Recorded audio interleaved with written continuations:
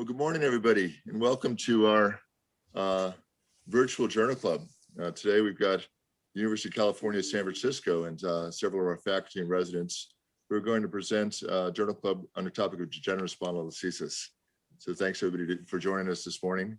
And Rahul Samtami, one of our fellows, arranged this as our topic. I'm going to share my screen to just give a little bit of an introduction, and then we'll move on from there, and I'll let Ashley take over the screen. So we're going to talk about the appropriate management of degenerative spondylolisthesis and how we might be able to build a consensus on an evidence-based approach to optimal care. And the contributors include some of the orthopedic spine group here at the University of California, San Francisco, as well as our neurosurgeons, and most importantly, our esteemed fellows and indeed one of our star residents are going to be contributors today. What we're going to go over today is a recognition of how much variability there is in approaches to the common problem of degenerative spondylolisthesis. And anytime we see variability, I say that the presence of variability is clear evidence of the absence of an evidence-based approach. So going through some of the articles in literature, we're going to go through the classic article by Hurkowitz in his prospective trial.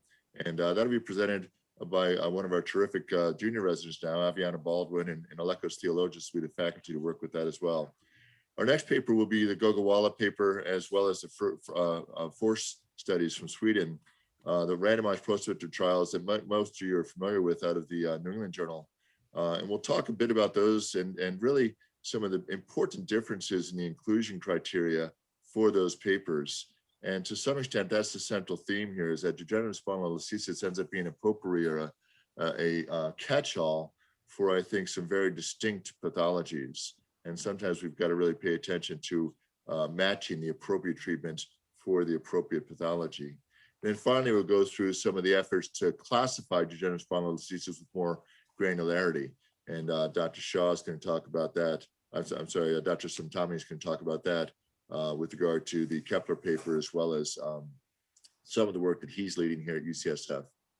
So again, I think degenerative spondylolisthesis is such an important topic because there's almost no area of surgery or medicine that's characterized by more variability in our approaches. And if we look at a relatively common clinical scenario, then the subtleties of what we might pay attention to, the foraminal height, the degree of stability, the tropism of the facet joints, the clinical symptoms, all of this may guide management options that may include non-operative care, certainly in the vast majority of cases initially, and then operative care.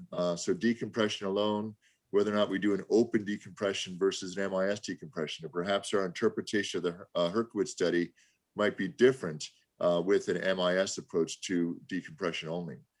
Decompression with a fusion, and how do we do fusions? Front and back, circumferentially, posterior only, in situ, anterior only, and a whole plethora of motion preservation options that have been used with variable success. And I think we're going to conclude that some of the variability in success has to do with paying attention to some of the details of the olisthesis and not just lumping together all olisthesis into one category. So what we want to try and do is really apply the right technique to the right patient. And that's really our definition for appropriate surgery. Some of the things we think about with degenerative spondylolisthesis is the pain pattern. So back pain versus leg pain versus some combination of each. We might think differently about our approach in a patient who's got exclusively and disabling back pain or transitional pain compared to the patient who's got exclusively leg pain. Alignment becomes so important, and we've all seen examples of patients post-operatively with a relatively low-grade olisthesis, but just maybe even some loss of lordosis, some perhaps some kyphotic deformity who are fused in situ, and suddenly that becomes a deformity problem. And of course, the pattern of stenosis. So where is the stenosis? Is it in the foramen, lateral recess, central? I would submit to you that it's much easier to decompress a lateral recess or a central stenosis with an MIS technique than it is to really get an up-down foraminal stenosis decompressed. And then finally, how stable is the spine? The patient's got bridging osteophytes, may have significantly less requirements for fusion than a patient who really moved grossly on flexion extension. So at the end, Dr. Samtami is going to talk a bit about what we're doing in trying to gain granularity on these cases, but we'll come back to that at the end. And what I'd like to do is start with our presentations and patient and papers, And again, I think our first presentation is going to be given by Dr. Baldwin. Dr. Baldwin is a terrific resident who's working with us on the spine service right now. She's had a special interest in spinal disorders. And Dr. Baldwin, why don't you present the Hurkowitz paper on the classic? Great. Hi, good morning, everyone. As Dr. Berman said, my name is Aviana, and I'm one of the PGY2s here at UCSF, and I have the pleasure of presenting a really classic paper that I think can help ground this conversation and kind of serves as some of the basis of what we're looking at here. So the classic 1991 Hurkowitz paper sought to look at was a prospective trial that went to look to establish the standard operative management of single level degenerative spondylolisthesis, given that there was variability in the current treatment. And by that, I mean, there was debate of whether or not a laminectomy, decompressive laminectomy was appropriate versus an arthrodesis with laminectomy. And so in order to do that, the inclusion criteria was pretty broad in the sense that there were no measurement criteria. It was mainly the clinical diagnosis of spondylolisthesis, so that included back and leg pain. It appeared from the paper, as well as with spinal stenosis, single level, and this was. The spondylolisthesis was diagnosed via X-ray and then the stenosis MRI or CT. In terms of the overall demographics, it was pretty even between the two categories, but with a larger amount of females compared to males and similar women. And there were more patients with L4-5 spondylolisthesis than the other level. And then what they sought to look at, there were two, I would say, broad categories that they put their outcome measures into. There were radiographic findings, and then there was the clinical measures. And so for radiographic findings, they looked again at X-ray, follow-up X-rays. And so they compared the initial X-ray that during the first the beginning of the study compared to the latest follow-up that they had of the patient at the time of the study. And so they looked at the, on X-rays, flexion and extension X-rays, the degree of olithesis progression, as well as the angular motion between the adjacent vertebral bodies. And then they also looked at degree of pseudarthrosis, but they looked at that on X-ray as well. But that was more of a secondary measure that they looked at. And then clinically, they broke patients into these excellent, good, fair, and poor categories. And those were largely lumped into three buckets. So activity, ability, patients to perform activities, the presence of low back or leg pain, and or the use of narcotic pain medication. So with the excellent result being unrestricted activity, relief of previous symptoms, and no need for narcotic pain medication, to the poor outcome being major discomfort, need for narcotic pain medications, and major restrictions in activities.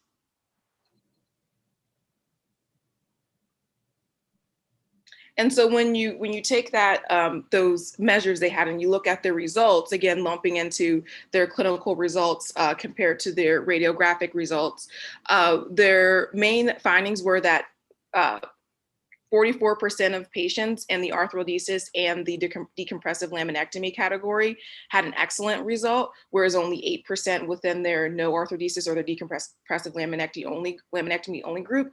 And then a significant result that they pointed out also were there were no poor results within their arthrodesis and laminectomy group clinically.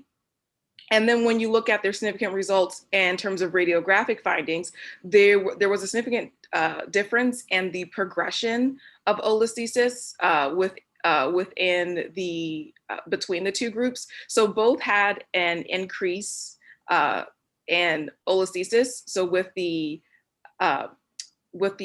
arthrodesis group being the mean being 4.8 to 5.3, but in the no arthrodesis group, there was an increase from 5.3 to 7.9. So they both started off relatively in similar measurement categories, but there was more of a progression when there wasn't an arthrodesis. And also you can also see this a significant difference when you look at mean vertebral motion with a a greater degree of motion change without arthrodesis compared to actually an improvement, which makes sense because you've performed an arthrodesis in the arthrodesis group. So basically that in itself is establishing successful arthrodesis. And so essentially through these results, they sought out to establish and say within this population that when you look at the increase in the spondylolisthesis, 96% of the patients with laminectomy had an increase in their population, whereas 28% only in the patients with arthrodesis. And this was thought to be, and then that then led to them inferring that the lack of poor clinical outcome and the 44% of excellent clinical outcome within the arthrodesis group is due to the lack of motion and the increase in the and that leading to increase in pain. So this mechanical instability that the patients are experiencing and needing to increase in pain favored the arthrodesis.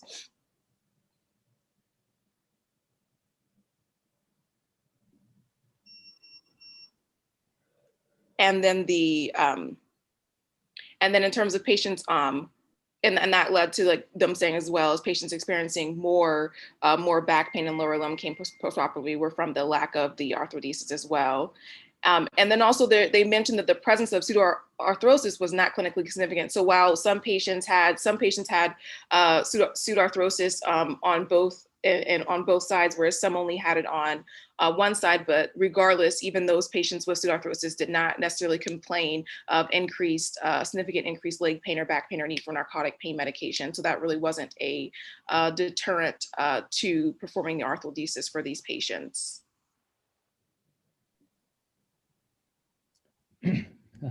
Thank you, Abiana, for that very nice overview and a very important study for people interested in spine and just for the spine community. And just a couple things to add when we define what surgery was done. That's something that Dr. Bourbon had alluded to, that surgical techniques have evolved over time. The specific surgery that was performed for the decompression was one of a partial caudal partial laminectomy of the vertebral body, vertebral level above, and then a partial cranial laminectomy of the vertebral body, vertebral level below, with partial medial facetectomies. And then for the fusion aspect of it, this was an uninstrumented, so it was essentially in situ onlay fusion using iliac crest bone graft that was harvested through the same site. So this is essentially comparing decompression alone versus decompression plus uninstrumented posterior lateral fusion. And I think it's a nice original study. There are clearly limitations to it. We know that clinical outcomes are dictated more than by just radiographic features. There's other patient factors that come into play, such as psychiatric illnesses or psychiatric profiles of patients. Also, things to consider are other medical comorbidities that may affect a fusion and outcomes. What are patients' preoperative narcotic use? Because that was part of the scoring system in terms of outcomes after surgery. So I think there's other things that may have dictated outcomes in these patients that we weren't aware of. In addition, if we look at the table, the postoperative back and lower limb pain scores are relatively low for both groups. On average, 2.5 versus 1.3 and 1.7 versus 1. And while there's a statistical difference, really raises the questions of whether that's clinically different. And so clearly they saw a difference in pain scores, back and leg, and also differences in the radiographic features, particularly increase in motion at the level of decompression alone and no fusion.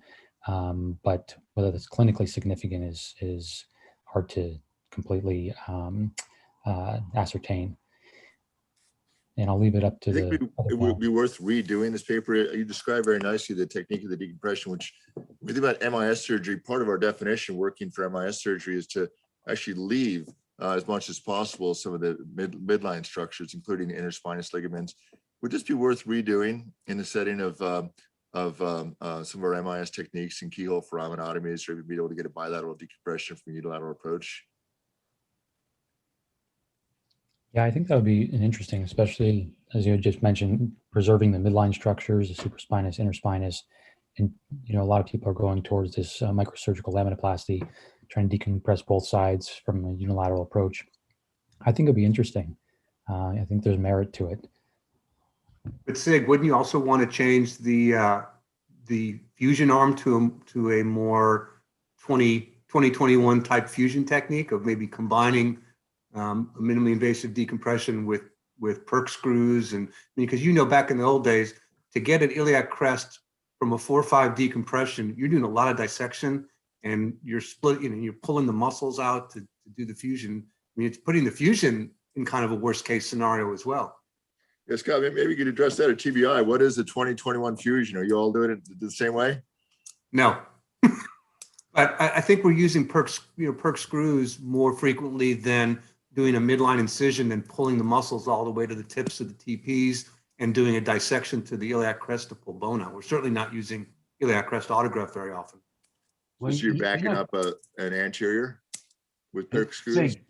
That's a great question. You raise an interesting question, because while our techniques are better and we can, predictably get a fusion 95% of the time, we now make a very rigid fusion in these elderly folks, and we predispose them to getting adjacent segments. So while the posterolateral fusion in situ was not great, it really didn't increase that much stress in the levels above, although we would see it if they got a solid fusion. But now we're doing these rock solid anterior-posterior fusions, and we see these transition syndromes relatively quickly, especially in the elderly population. So we're also doing indirect decompressions 90+% of the time, and not going into the canal. So maybe that's helpful in a different way. Yeah, again, like Sig said it in his introduction, when there's lack of consensus on treatment, there's not a lot of good data to say what's best case or best practice. And it's funny that we're still discussing this. I mean, Harry's paper is a old classic, but it's an old classic technique that I don't think anybody uses anymore, other than the decompression. But the fusion technique certainly is not. Well, let's transition, because we've got some more updated papers. That was a class that sort of set the stage, but let's go ahead and transition to, I think, the Gogawala paper next, which is going to be presented by one of our esteemed fellows. Hey there, my name is Joe Mendelis. I'm one of the spine fellows at UCSF. I'm going to be talking about this paper that was put out by Dr. Gogawala, published in the New England Journal in 2016. And this one's laminectomy plus fusion versus laminectomy alone for lumbar spondylolisthesis.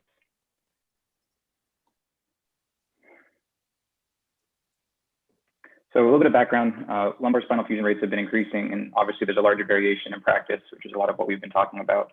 The sports study did show that there was some superior results and for lumbar spondylolisthesis with surgery, but most of the patients in that study actually did undergo a fusion.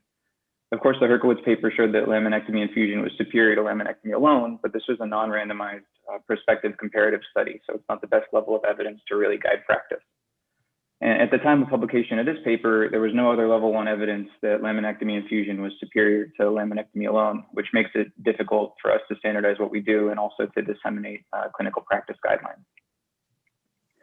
So the objective of this paper was to report primary 2-year outcome data from the SLIP trial, as well as longer-term 3- and 4-year outcomes. So the SLIP trial was the spinal laminectomy versus instrumented pedicle screw trial. And they hypothesized that lumbar laminectomy with instrumentation, which very specifically was pedicle screws plus titanium rods, would result in greater improvement on the SF-36 compared to laminectomy alone. So why was this important? Data from a randomized controlled trial would help determine the benefit of laminectomy plus fusion versus decompression alone, and this could help guide treatment decisions and decrease the variability that is present in our treatment of degenerative spondylolisthesis. So this was a prospective randomized controlled trial. They had 5 sites, 51% were from a single site. The primary outcome measure was change in the SF36 at 2 years, and the secondary outcome measure was change in the ODI. They originally planned 5 years of follow-up, but it was later restricted to 4 years due to loss of funding and high dropout rates. Their original study plan was to enroll 100 patients, randomize at least 64, and then enroll 40 or so patients in an observation cohort, which were patients who were willing to participate but declined randomization. The inclusion criteria, which I think exclusion and exclusion criteria are very important when interpreting these studies. Their inclusion criteria included grade 1 lumbar spondylolisthesis with lumbar stenosis and neurogenic claudication with or without radiculopathy. Their exclusion criteria was instability of greater than 3 millimeters on flexion extension x-rays. They were excluded if they were judged by the enrolling surgeon to have instability because of a history of mechanical low back pain with axial loading. Any lumbar spinal surgery and an ASA of 4 or higher also excluded them from the study. And suitability for randomization was assessed by a 10 expert panel to ensure that there was agreement that the patient wouldn't benefit from one treatment over another. So the interventions that they subjected the patients to were either decompression alone or decompression with fusion. The decompression alone group had a complete laminectomy with partial removal of the medial facets, and the decompression with fusion group added pedicle screws with titanium rods across the level of listhesis with autologous iliac crest bone graft. And it's worth mentioning that there was no BMP in this study, no interbody fusions, and no MIS techniques. And in order to ensure that all the patients adhered to, all the surgeons adhered to the study protocols, there was actually an independently reviewed post-op CT that was required for all the patients after surgery. So 130 patients were screened and identified as eligible during the study period from 2002 to 2009. 24 declined to participate, 66 consented to randomization, 40 declined randomization because they had a clear preference for either decompression alone or decompression with fusion. And those were actually monitored as the observation group, and there was no crossover between the groups. The mean age of the patients was 67 years old and 80% were women. So this is a table just showing their baseline characteristics, including their baseline SF36 and ODI scores. And there were not many significant differences between the groups. So the primary outcome measure of the SF36, they found that at 2 years, the fusion group had a significantly higher SF36 compared to the decompression alone group, and that was 15.2 versus 9.5 point increase. And the magnitude of this difference was maintained at 4 years. The secondary outcome measure of the ODI change did not show any statistically significant difference at 2, 3, or 4 years. So this is a table summarizing changes in the SF36 and the ODI. You could see in the green box the SF36s for the 2, 3, and 4 year time points that were all statistically significant with increases of 5.7, 7.4, and 6.7 respectively. On the bottom of the screen, we have the ODI scores, and none of these reached statistical significance in this study. Surgical complications are also important to mention between the two groups because obviously the surgeries are different. The fusion group had a lower rate of reoperation than the decompression alone group. It was 14% versus 34%, and that was found to be significant.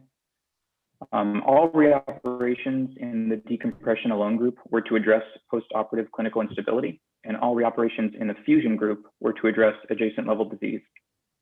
Obesity was not found to be a risk factor for reoperation, and estimated blood loss, length of stay, and OR time were all significantly greater in the fusion group. So why is this important? The addition of lumbar fusion to laminectomy was associated with significantly greater increases in the SF36 at 2, 3, and 4 years after surgery, which the authors believe suggested a sustained difference between treatments over time. In patients with spondylolisthesis, the laminectomy alone destabilized the spine in 1/3 of the patients in this study cohort, which is a little bit higher than some other studies, and it's worth mentioning. Also, revision fusion surgery was associated with subsequently better outcome scores than those before reoperation. And lumbar fusion was also associated with increased EBL and longer OR time, which is an important thing to consider when we're dealing with patients that may be sick or elderly. So there are some important limitations to mention with this study. The first one, I think, is that pre-op risk factors for instability after laminectomy were not analyzed. Things that we now know may play a role, things like disc height or facet tropism, weren't included. They sort of lumped all of the patients together and treated it with a one-size-fits-all approach for spondylolisthesis. Also, they didn't consider any MIS approaches for decompression alone, things like unilateral approach for bilateral decompression with preservation of the midline structures, which may decrease some of that postoperative instability. Only a single fusion technique was included, which is nice for a comparison, but obviously today we use different techniques, including inner body fixation, perk screws, the things we already mentioned. Also, 30% of the patients in the initial randomization group were lost to follow-up, and that can weaken the interpretation of the 3- and 4-year data. So in conclusion, the lumbar laminectomy plus fusion was associated with a slightly greater but clinically meaningful improvement in physical health-related quality of life on the SF-36 than was laminectomy alone at 2, 3, and 4 years after surgery. Dr. Birch, did you want to? Yeah, Joe, thanks. Thanks very much for that. Good morning, everybody. Joe, that was a great overview. I think you kind of summarized the paper extremely well. You know, anytime you're doing a randomized trial, it's incredibly difficult to get everybody, especially at 5 sites, to do the same thing. And that's probably why the surgical technique was as simple as it was. And, you know, I think the biggest issue with this paper is that the instability criteria or the potential for instability down the road wasn't analyzed, or wasn't, you know, there wasn't a great way to evaluate that preoperatively other than just, you know, did they have a slip beforehand? But I think the biggest thing for me for this paper was the inclusion criteria was patients with neurogenic claudication, radiculopathy, obviously some back pain, but we don't have a VAS score on these patients, and the VAS scores weren't reported. So you're talking about a paper that's looking at an inclusion criteria for patients with a lot of leg pain, but report on an SF-36 score, which is a global health questionnaire. And so there's a lot of issues when you're talking about a global health questionnaire, because it doesn't tease out patients who have hip pathology or knee pathology. It's not disease specific. And the disease specific questionnaire, which is the ODI, is for back pain, not for leg pain. And so you have inclusion criteria that are measured by these odd outcome variables. And so that's probably the biggest issue I have with this paper. But having said that, it's incredibly difficult to design a randomized controlled trial in a surgical population. So obviously they get kudos for even attempting to do it. And again, to echo your comments and others' comments from earlier today, it'd be nice to do it with the 2021 technique. It's just that there's 50 different 2021 techniques, and it'll be very difficult to repeat this study.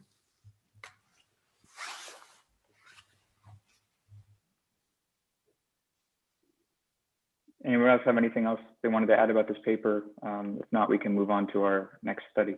Yeah, Shane, really important commentary that you're making about using the right outcome variable. I couldn't agree with you more. You know, powering a study for a general health status measure or for a back function, back-related disability measure does make sense when we're thinking about leg pain versus back pain. I think VAS scores might be much more granular to show a clinical difference. You know, the wording that I think Gogawala used in this was that there were significant, there were small but significant clinical differences. To me, one of the major differences is the rate of revision surgery, right? That was a pretty dramatic graph. Yeah. And the notion that when we think about cost to society, avoiding revision surgery is a very important goal as well. Absolutely. And the other point is that this had 3- and 4-year follow-up. And what's really adequate follow-up? I mean, adequate follow-up really is 5 years, 10 years. And unfortunately, it's very, very hard to do this. And until we have some universal registry where we can collate this data, we're never going to have the answers we need. You think the ASR will allow us to do that, Rick? You think, are you developing the ASR now at TBI? What was that, Sig? I didn't hear. Do you think the ASR will be the solution, and have you started adopting? You know what, Sig, it's a start. We've had so many start and stops with these things, and we have all the insurance administrative data, but we don't really have the clinicians' data, and that's what's most important. So, Sig, we are involved in the ASR.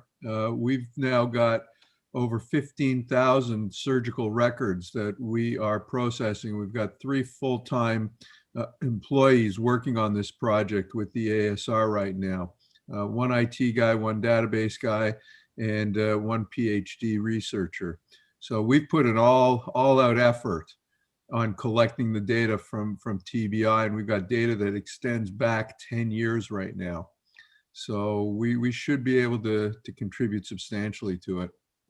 The one comment I want to, sorry, Izzy, the one comment I want to make about registries is that they're passive, meaning somebody comes in your clinic, does well, they could do great for 5 years. They come back in your clinic not doing well. So you never know the duration of how well they've done. And so there's these big gaps. And unless it's an active registry where you go and you call patients and you have to call every single patient at very specific times, we're not going to get the data from a passive registry. It has to be active. I do believe that the point of the ASR is the prospective active collection. And they have started off tiered with the various levels, 90-day follow-up, 1-year follow-up. And I do believe there are plans for even longer follow-up as people get accustomed to actually collecting the data. So your point is absolutely spot on. Yeah, I mean, we're trying to do with our disc replacement registry from 2000, and we physically have somebody calling the patients. Now, not all of them are coming back for visits, not all of them have x-rays, but at least we're making contact with them to find out, whether or not they've had further surgery, and they fill out the, outcome measures, at least the best that we can do via mail. There is a real selection bias potentially to a passive registry. I think that's a really strong point, Shane. Yeah. Let's go to transition now. We've got in the same edition of the New England Journal an article from Sweden. And we've got Dr. McNeil, who's another one of our fellows. Dr. McNeil is going to be taking a job in Connecticut at the University of Connecticut next year. Came to us from the Mount Sinai program, and Dr. Tay will moderate this one. So go ahead, Ian. All right. Thank you, Dr. Bervin. So this was, as Dr. Bervin mentioned, another randomized clinical trial.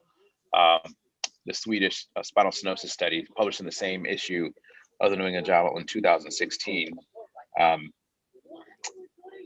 And this was, sorry.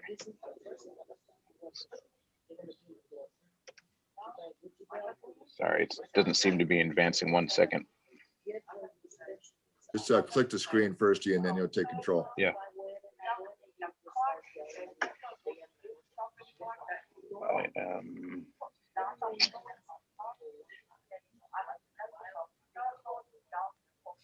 Just hold on 1 second.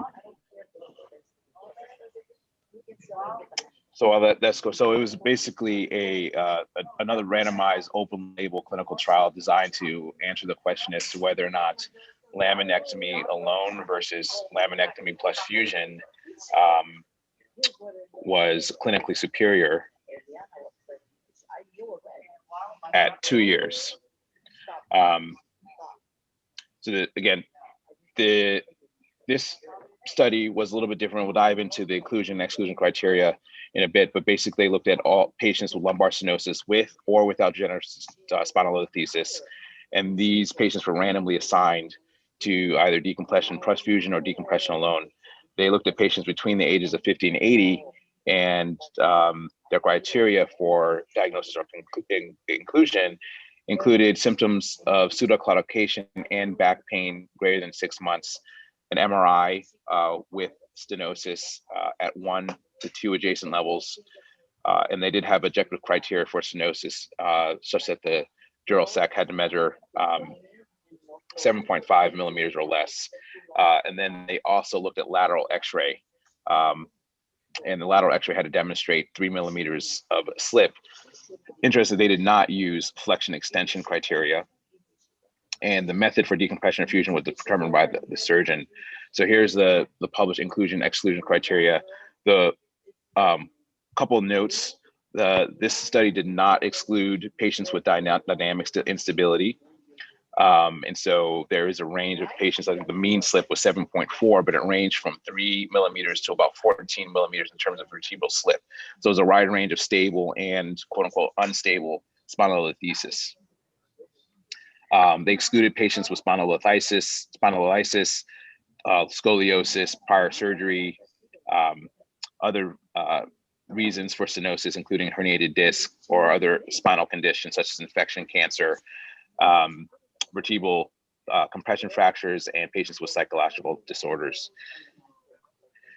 So the interesting thing about the Swedish study is that they have a not only a nationalized healthcare system, but a good infrastructure for patient follow-up. And so they have a national register for all patients that undergo spine surgery called SweSpine.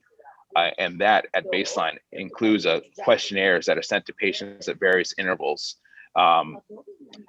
These questionnaires, there's already the baseline questionnaires that are sent out to patients. The primary outcome in this study was the ODI, and then there were several secondary outcomes, including the EQ-5D, the VAS scores for back pain and leg pain, the Zurich claudication questionnaire, which is another outcome measure to look at disability. They also had patients do a 6-minute walk test administered by a physical therapist. And then they also looked at direct operation costs and indirect, direct and indirect patient costs. So the study was designed as to detect clinical superiority in either surgical intervention. They powered it to, for the 80% power to detect difference in ODI of at least 12. And they designed it to have at least a minimum of 40 patients in each stratum. So a minimum of patients with laminectomy alone, for patients with degenerative spondylosis with and without degenerative spondylolisthesis, and then patients with laminectomy and fusion, 40 patients in each the degenerative spondylolisthesis and no spondylolisthesis cohorts. So it was designed to initially recruit 220 patients, but the randomization was stopped at 247 patients because they had acquired 40 patients in each stratum. It was designed as a per protocol analysis, and this is to look at how patients were selected. 358 patients were assessed. 247 ultimately underwent randomization. About 50 patients declined to participate, and 59 just did not meet inclusion criteria. And they had 123 patients in the fusion group. 67 of those had degenerative spondylolisthesis, 124 in the laminectomy group, with 68 having degenerative spondylolisthesis. One of the positives about the study is that they maintained fairly good follow-up. And so at the end of the day, at least 90% of the patients were included in the per protocol analysis with two-year follow-up. So ultimately, the long and short of the summary of the data is that there was no significant differences between the treatment groups in terms of the primary outcome as well as the secondary outcome. So this is the table 2, which summarizes the baseline characteristics. As you can see, there's fairly well balanced. A couple interesting things: the patients were fairly healthy.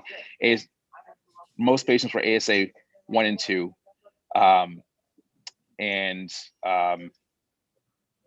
Most patients, they're actually interesting. There's a number of a fairly high percentage of smokers. So between 10 and 15% of patients were smokers, which is may point to a difference in tolerance to operate on smokers, or just a cultural difference. Then, as I mentioned, the degree of vertebral slip was 7.4. Interestingly, as you may be familiar, there was an ongoing debate for several months in the literature. For about a half a year, there was a lot of commentary published in the New England Journal, and this prompted additional supplementary material that was added beyond the supplementary material in the original article. And so I believe in November of that same year in 2016, the authors submitted a non-pre-specified analysis of 91 patients who had single level spondylolisthesis and stenosis only at that level. And they again demonstrated that there's no difference in the baseline characteristics of the patients in this non-pre-specified study between the patients who had the single level spondylolisthesis and underwent fusion versus decompression. So here's the summary of the outcome data. So at 2 years, there was no difference, no significant difference in ODI between the patients who underwent lumbar fusion versus decompression alone. And because we're talking about degenerative spondylolisthesis, well, I'll focus on this cohort here, the patients who had degenerative spondylolisthesis and had surgical treatment. As I mentioned, there was an exploratory post hoc analysis. And for those patients with degenerative spondylolisthesis and a vertebral slip, and again, there was no difference in either ODI or visual analog scores. And in the other patients that were enrolled long enough for 5 years, and that included 90% of the original patients, there was still no significant difference between the patients who underwent laminectomy or laminectomy infusion, not only in the ODI, but also in the battery of other clinical outcome scores. And this included just global questionnaires about satisfaction with the surgery, decrease in back pain, decrease in leg pain, and walking distance. This finding also persisted in the non-specified subgroup analysis of the 191 patients who had single level spondylolisthesis. Again, no difference in ODI 2 years or any of the other clinical outcome measures. They also looked at complications, although the study was not powered to detect difference in complications. There's an equal percentage of dural tears. There's a higher rate of infections in the fusion group. And interestingly, the reoperation rate in both cohorts for fusion and decompression were 21%. In the fusion group, more than half of the patients that underwent reoperation had stenosis, secondary adjacent segment disease. In terms of economics, the economic data for direct cost of the hospital was acquired from one center within the study, and then they used that data as a proxy to measure direct costs of the hospitals at the other centers. So they estimated the mean direct cost of fusion was nearly $7,000 greater than decompression. The indirect costs, which included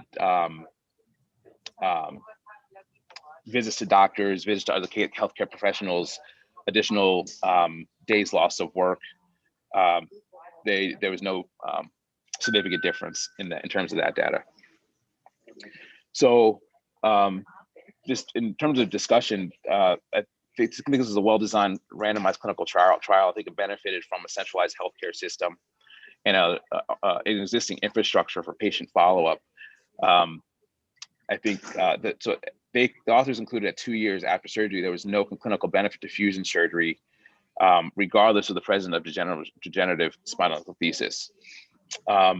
There was a trend toward higher direct costs, and these results persisted through the cohort of at least of the 90% of patients who followed for 5 years. A couple other notes about the study. There's a fairly low dropout rate. From the fusion cohort, the dropout rate was only 9% versus 6% of the decompression. And then when you compare it to the Gogol-Wallace study, as we already discussed, Gogol-Wallace study, the primary outcome was FS36. But this study corroborates the absence of a difference in terms of the primary outcome in the study, which is the ODI. The observed rate of operation is also interesting. In the Swedish study, the reoperation rate after decompression alone was 21%. In the US, it was 34%, whereas in the reoperation rate of decompression plus fusion, in the Swedish cohort is 22%, but in the US study, it was 14%. The authors also make the point that given that decompression surgery alone was associated with lower treatment costs per patient, without a difference in clinical outcome, there's a potential of saving resources. When we think about the fixed pie of resources within the healthcare system, if we are choosing an equally effective surgical intervention with lower costs and shorter operating time and shorter hospitalizations, we may be able to save resources and be better stewards of the healthcare student system. In terms of limitations, there's no assessment of patient-specific anatomy or instability, and this is something that's harped upon in the actual article and in the debate that followed. The authors, like in many commentary and in the article, highlight that there is no formal consensus that's been validated to, with respect to instability and for instability criteria for spondylolisthesis. However, in this study, they do not talk about the level of cystinosis or spondylolisthesis. They don't acknowledge any potential biomechanical predisposition for instability, such as facet edema or facet tropism, and there's no evaluation of flexion extension radiographs. The authors make a note to say that they don't necessarily believe in the flexion extension radiographs or dynamic instability action or dynamic movement or in the flexion extension radiographs to really correlate with instability. And so that's why there was a decision not to include the flexion extension radiographs. So also was not powered to detect differences in complications, and there was no control method for various techniques of decompression or fusion. In the supplementary data, they do highlight that 90% of patients were instrumented with posterior lateral fusions alone. 6 had interbodies and 5 had non-instrumented fusions. So again,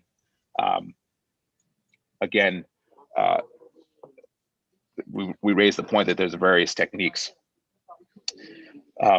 So in conclusion, this is a randomized trial of Swedish patients with lumbar stenosis with at 1 or 2 adjacent levels with or without degenerative spondylolisthesis.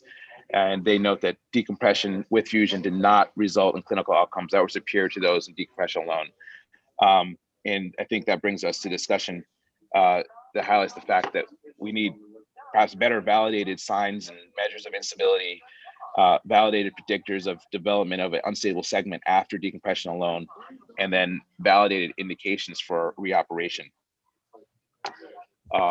So I think this is very interesting, especially to read the debate between the different factions in the commentary in the New England Journal for several months. So definitely was fun and interesting to review this, and brought up some very interesting points of discussion. Dr. Tay, do you have any thoughts? Well, welcome everybody, and it's great to see some of our friends from Texas back, Jack, Rick, Scott. Great to see you and good morning. I think that this article is clearly controversial because it is not exactly the best article to answer a question, that particular question, right? There's clearly flaws within this article. There's like an 80% power to actually see something, so it might be underpowered to some degree to actually see a difference. The issue is that we have a lot of data, historical data, classical data from that classic article from Herkowitz and Kurtz, and meta-analyses from Marjeko in the early 90s when our techniques weren't even that good, and laminectomies were just done as a full decompression. And those articles, which are studies that were done fairly well, showed a difference, but also underlined a couple of points, right? The couple of points are, even if you do a decompression on people with spondylolisthesis, about 65 to 70% of them will probably do pretty well overall, if you don't even look at whether or not they had dynamic instability. But they don't have any serious long-term follow-up on those patients, again, past 4 years when you look at Godwala's study. So then you have those patients that had lumbar fusion, and those patients tend to do actually better when you look at Godwala's study, as well as the patients in the original studies by Herkowitz and Kurtz and some of the meta-analyses. So if you have a preponderance of data in the past that supports the use of lumbar fusion in a select group of patients, however, does not say that not fusing somebody is wrong. That patients can do well with with a with just a laminectomy alone.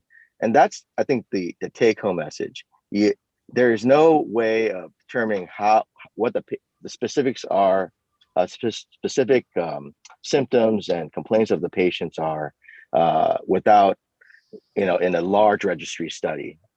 And in addition to this, the thing I take out from this is if I'm a Swedish surgeon in Sweden taking care of a Swedish population, I can do whatever I want, and patients will do just fine. But in America, we have an entire spectrum of patients, and we have a different type of workman's compensation program. We have a different type of personal injury program. It's a different population, and it's not necessarily transferable, the results from one particular population of patients that's in Europe with a totally different social system and our particular population in the US. So that's what I take from that. And the problem here, again, is that insurance companies will take this data and tell us that we can't do what we think is right for the patient. And that is dangerous. And these are things that New England Journal and JAMA like to put in because they want to say that what we're doing is not good for the patient. We should be just doing just laminectomies on every single one of them. But we know, you've seen it. I'm sure all the panelists have seen it in their practice. There are patients that have dynamic instability, a lot of back pain. You just do a laminectomy, they do very poorly. So that's my anecdotal 2 cents with some of the stuff that I've been taught in the past. Any comments from Bobby Tay? It's good to see you. I'm glad they let you out of the box to come join us today. Oh, gosh.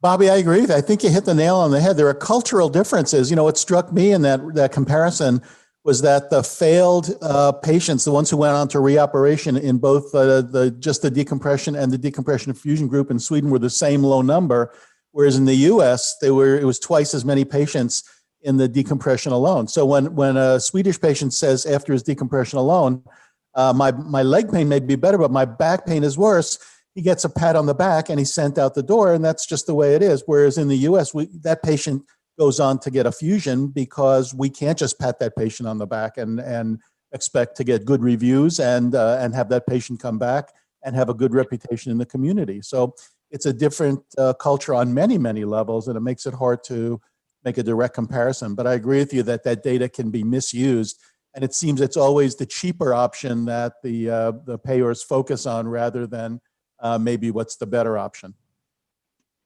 Thanks, yeah, I Jack. agree. Great I to see mean, you. Can't be overemphasized. So thank you, Jack, for saying that. I wanted to bring up 3 perspectives. So thank you, Ian, and thank you, Bobby, for bringing this up.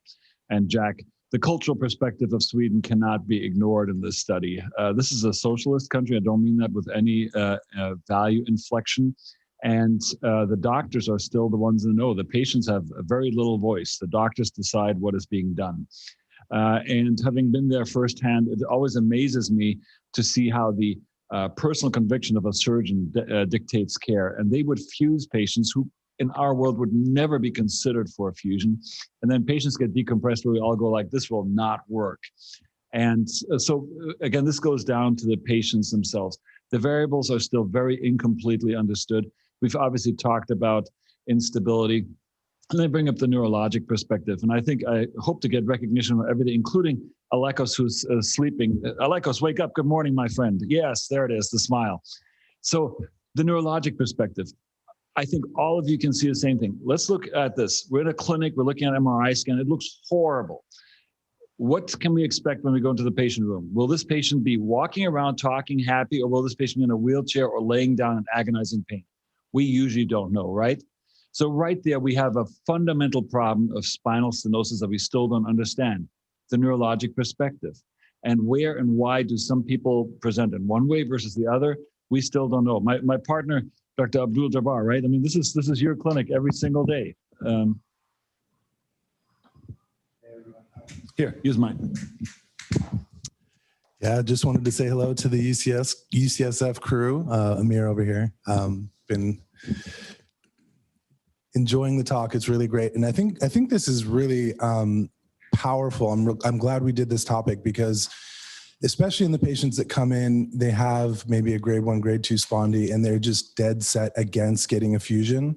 I feel like, I can tell them, and I've seen that, yeah, you may get good results for 6 months and you might be back here and want a secondary surgery, and people will take that. So, I think the data bears that out. There are a lot of people that do really well with the decompression. And this leaves us a lot of room for the discussion with the patient and making that decision as kind of a combined decision making. And I think that's the most important part of spine surgery, is that we look at this data and we can see there's some people we all know will not do well with the decompression alone, but there is room for discussion when you have cases that show on both sides of the aisle fusion and decompression doing fairly well, and it allows us to really tailor the care to our patients. So we're getting at the need for a classification, and let's not cut off our organizer of this, Rahul Santami, terrific fellow with us from Wisconsin, leaving next year to go back to the Midwest. And Rahul, take us home here with our final talk about why we need a classification and what's out there.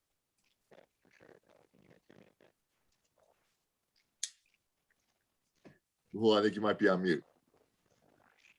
Yeah.